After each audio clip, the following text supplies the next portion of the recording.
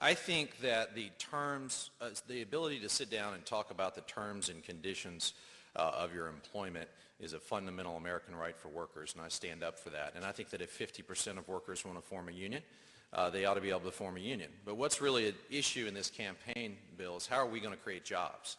The premise of your question is about jobs, and how are we going to create them? I have a jobs plan. My opponent doesn't have a jobs plan. His jobs plan, he said, is that what's going to happen is that the American worker and workers in Kentucky are going to have to take lower wages, and they're just going to have to take some tough love. Well, I say we can do better than that, even in times of 10% unemployment. So here's what I'm proposing. It's a hometown tax credit. What I say is to small and medium-sized businesses that if you want to create a net new job, you can get a 20% tax credit. I would cap the program at $30 billion, pay for it by closing down the offshore tax loopholes he supports, and estimates are it would create 11,000 jobs here in the Commonwealth of Kentucky. Thank you, Mr. Conway. Dr. Paul, you have 1 minute.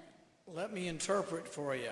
He's for the Employee Free Choice Act, which creates and allows unions to be formed and forced on businesses that don't want to have unions.